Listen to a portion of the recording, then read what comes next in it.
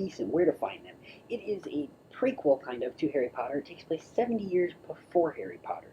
So Harry Potter's not in it, Hermione's not in it, none of the original cast is in it. There are mentions of, like, Dumbledore and Hogwarts, but none of that is actually in this movie. And what it's about is this British wizard played by Eddie Redmayne. He plays Newt Scamander, who comes to New York City with this case full of magical creatures that he's been collecting so that he can make a textbook that eventually Hogwarts students will use called Fantastic Beasts and Where to Find Them. And he has this suitcase full of magical creatures that he brings to New York City, and through a series of events, the case gets opened, and now there are creatures all throughout New York City that Newt has to capture and get back into the suitcase before, havoc goes everywhere.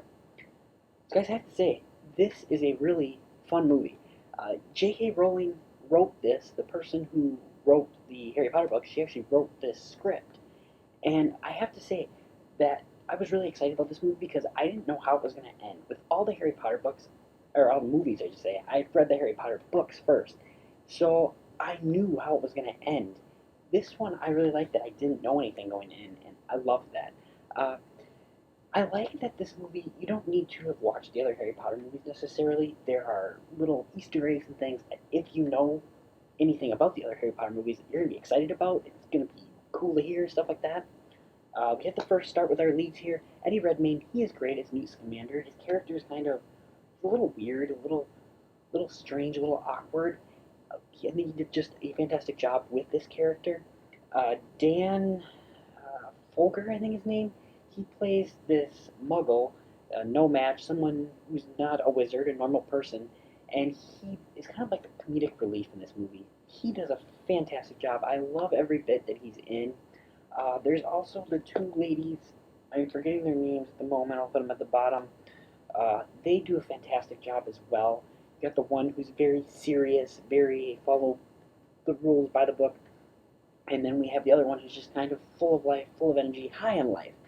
And they all do a fantastic job. I think that the chemistry that they have is fantastic, and I love what J.K. Rowling does with her books, with the Harry Potter universe, I guess, is that she has really strong friendships. I love the friendships that we see in these movies and these books. It feels good. It's good stuff. I love the friendship in this movie.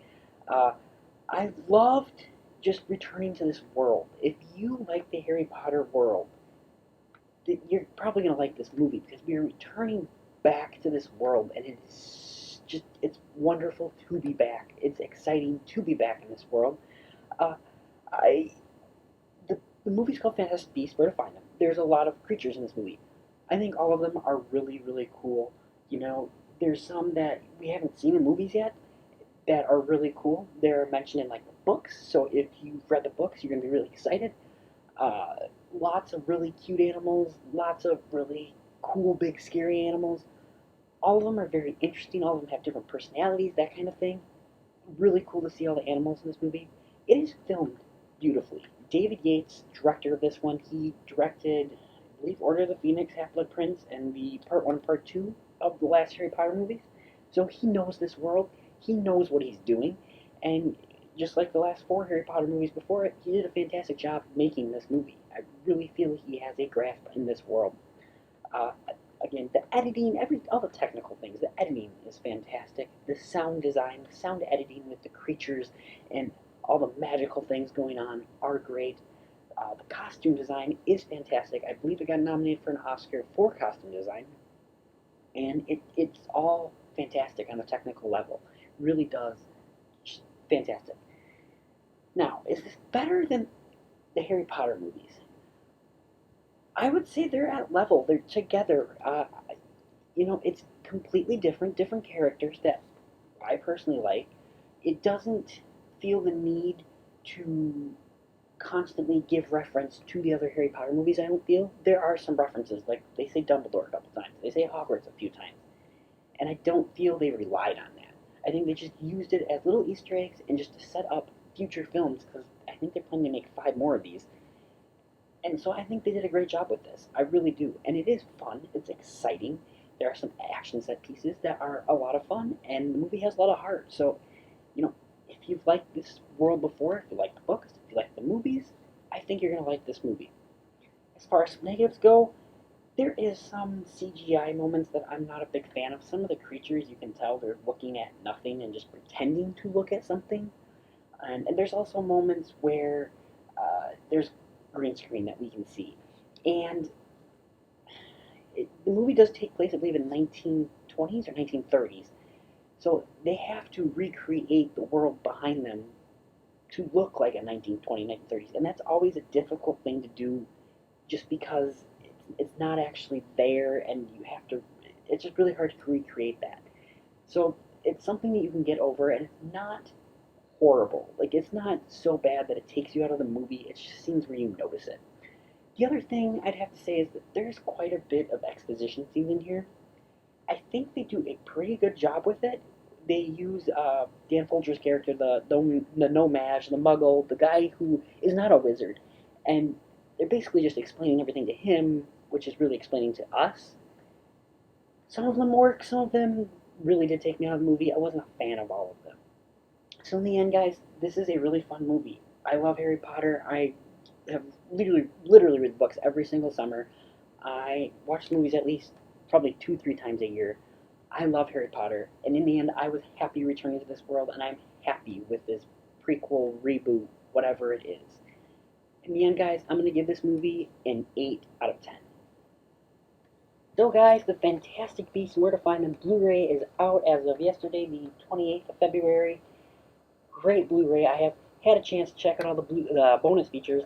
I have to say there's a lot of J.K. Rowling in the bonus features, just explaining her characters, explaining how she approached this new franchise in this universe. I love that she's in the bonus features so much. It's just fantastic to hear her viewpoints and how she thought of these ideas. It talks about the leads, a lot of the main characters in the movie, what they are, who they are, why they are the way they are. Talks about their costumes and how it works with who they are, that kind of stuff. Really fantastic here. We get to see a lot of cool things with the beasts and how they were made, how they were designed, all that kind of stuff. Something I really liked seeing was designing New York City and just all these, like like I said, it takes place in 1920s, 1930s, I think. And just seeing how how it looks old and how they set this all up, made it work like this. Fantastic to see. Some really cool deleted scenes on there.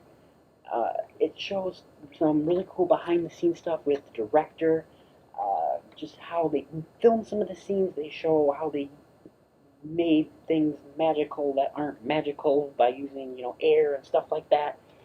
So guys, in the end, this is a really, really good Blu-ray. I highly recommend picking this one up. I'm going to give this Blu-ray a 10 out of 10. It has everything in here that I want from a Blu-ray. Everything from the deleted scenes to the behind the scenes to explaining the characters, all that kind of fun stuff. So guys, you like this review? Do you like Fantastic Beasts: Where to Find Them? Do you want to see more? Let me know. Comment down below, share, subscribe, hit like, all that fun stuff. We'll see you soon.